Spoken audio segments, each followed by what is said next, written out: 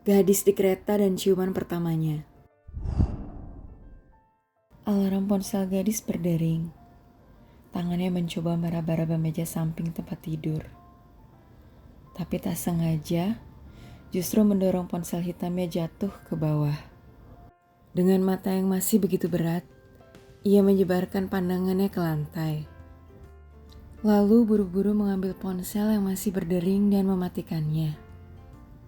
Rencananya ia hanya akan menambah 5 menit lagi waktu tidur yang masih dirasa kurang. Itu rencananya. Kenyataannya, tidak terasa, lebih dari setengah jam gadis tertidur lelap sejak alarmnya tadi ia matikan. Sekitar pukul 6 pagi, gadis mulai menggeliat. Mata beratnya dipaksa untuk terbuka seraya mengambil ponsel.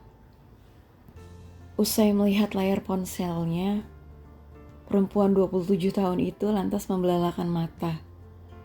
Hah? Gawat, gue telat nih. Aduh. Keluh gadis mengangkat tubuhnya dari tempat tidur dan cepat-cepat berlari ke kamar mandi. Rambut gadis sudah terlanjur basah saat ia baru menyadari sampo di kamar mandi habis dan hanya tersisa sangat sedikit. Tidak cukup untuk rambutnya yang panjang sepinggang. Berkali-kali ia menyalahkan dirinya sendiri karena lupa untuk membeli sampo. Tapi mau tidak mau ia tetap melanjutkan mandi dan keramas. Imbasnya, ia tak bisa lepas menciumi rambutnya yang dirasa berbau apek. Pasalnya, sudah 2 hari ia tidak mencuci rambut. Padahal biasanya, hal itu rutin ia lakukan setiap hari. Beberapa hari terpaksa lembur, membuat gadis malas untuk mandi dan keramas setelah pulang ke kosan. Suasana hatinya di Jumat pagi ini sudah mulai terganggu karena rambut. Ditambah lagi, mesti menghadapi kenyataan akan tertinggal jadwal kereta pagi. Otomatis, gadis sudah pasti terlambat datang ke kantor. Padahal hari ini, ia harus mengikuti meeting mingguan.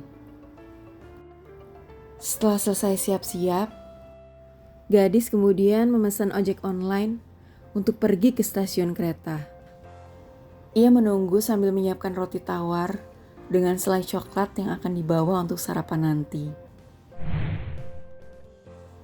Beberapa menit berlalu, sang ojek online belum juga datang. Gadis lantas melihat aplikasi untuk mengetahui posisi pengemudi yang sedang ditunggu. Ia terheran, ternyata sejak tadi pengemudi itu masih di tempat semula. Lalu gadis mengirimi pesan melalui aplikasi tempatnya memesan ojek. Maaf mas, kok belum jalan juga ya? Tulisnya. 2 menit berlalu, pesan belum juga dibaca. Mas, maaf ini gimana ya? Masih lama? Saya bisa telat nih. Tulisnya lagi. Mulai bertambah kesal. Pesannya tidak juga dibalas. Gadis kemudian berniat untuk membatalkan pesanannya. Tapi, belum sempat menekan tombol batal, si pengemudi akhirnya menjawab. Maaf mbak, motor saya tadi mogok, sekarang sudah bisa. Saya jalan sekarang, tolong jangan dibatalkan ya mbak, ini rezeki pertama saya. Ketik sang driver. Membaca itu, amarah gadis perlahan turun. Hatinya jadi terenyuh. Ia pun menunggu dengan cemas dan terus melirik jam tangan. Tidak lama, ojek yang dinantinya akhirnya tiba. Ia berlari kecil dan tergesa naik di belakang si driver ojek. Karena merasa bersalah, Agus, sang pengemudi ojek itu kemudian menyanggupi permintaan gadis untuk mengendari motornya dengan kencang agar segera sampai di stasiun. Sesuai keinginannya, gadis sampai di stasiun dengan cepat. Lagi-lagi ia sedikit berlari kecil untuk mengejar kereta. Namun tiba-tiba, seorang lelaki berbadan besar menabrak gadis dengan kuat hingga terjatuh. "Aduh, maaf mbak, maaf," ucap lelaki besar itu sambil berlalu mengejar kereta yang sudah mulai bergerak jalan, tanpa membantu gadis untuk bangun. "Ih, gimana sih?" ujar gadis tengah berteriak. Dengan terhuyung ia bangun, lantas membersihkan pakaiannya yang kotor dan kacamatanya yang sedikit miring, sambil menyaksikan kereta tujuannya bergerak menjauh. "Ah, sial," gumam gadis lalu menghela napas. "Kali ini aku benar-benar telat," batinnya saat melirik jam tangan yang ia kenakan. Untunglah hitungan menit kereta yang dinantinya datang. Secepat kilat, gadis masuk ke dalam kereta, takut ketinggalan untuk kedua kalinya. Lega, paling tidak itu yang dirasakannya kali ini karena sudah berhasil masuk. Meski ia pasti akan tetap telat datang ke kantor. Di stasiun selanjutnya, kereta pun berhenti seperti biasa. Tapi kali ini ada yang menarik perhatian gadis. "Abe," gumamnya pelan sambil kegirangan. Abe adalah gebetan gadis sejak awal masuk kuliah hingga mereka lulus. Bahkan saat ini, gadis masih menyimpan rasa sukanya itu. Diam-diam ia selalu mengecek, bahkan memencet tombol like di setiap postingan Instagram Abe menggunakan akun palsunya. "No way," ucap gadis dalam hati. Abe yang menyadari ada seseorang yang sedang memperhatikannya pun lantas menengok ke arah gadis yang buru-buru mengalihkan pandangannya ke tempat lain. Tidak disangka-sangka, Abe kemudian mendekat ke arah gadis dan menyapanya. "Gadis ya?" sapa Abe tanpa basa-basi. Gadis yang grogi hanya bisa mengangguk pelan.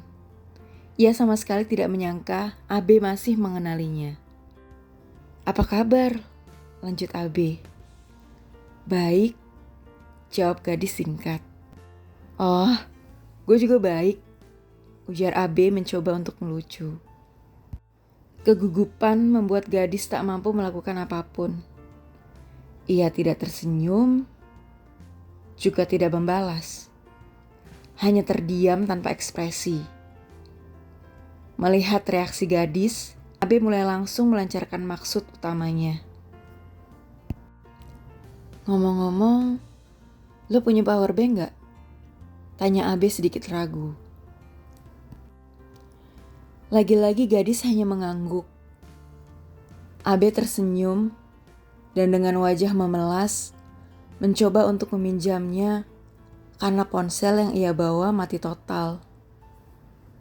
Dengan sigap, gadis mengambil powerbank miliknya dari dalam tas dan menyerahkan pada Abe tanpa berkata apapun. Abe mencoba mengganti powerbank itu dengan uang, tapi gadis menolak. Perempuan berkacamata itu menatap lekat-lekat Abe yang ada di hadapannya. Dengan jarak yang sungguh sangat dekat. Sekuat tenaga gadis mencoba untuk mengemukakan pemikirannya. Ia meminta Abe untuk mengembalikan powerbanknya keesokan hari. Mereka pun janjian untuk bertemu kembali di stasiun tempat Abe naik tadi, tapi dengan jam yang lebih pagi. Abe setuju. Namun, baru saja mereka selesai bersepakat, seseorang dengan cepat mendorong tubuh gadis dan bibir Abe dan gadis beradu. Sebuah ciuman tidak sengaja pun tak terelakkan. Sorry mbak, ucap orang yang tidak sengaja mendorong gadis seraya berjalan cepat untuk turun dari kereta yang baru saja berhenti. Buru-buru Abe menarik bibirnya dan meminta maaf kepada gadis. "Gak apa-apa kok, kan lo gak salah," ucap gadis. Abe dan gadis pun jadi sedikit canggung. Dan keduanya juga salah tingkah. Tapi di balik kecanggungan dan salah tingkah yang dirasakan gadis, sebenarnya ada perasaan yang ditutupi. Di lubuk hatinya yang paling dalam, ia menjerit. Menjerit kesenangan, bahagia. Ia berpikir, jika tidak melalui berbagai permasalahan yang dirasakan sejak pagi tadi, tentu ciuman pertamanya dengan Abe tidak akan pernah terjadi. Apakah ini yang dinamakan pelangi setelah hujan? Selesai.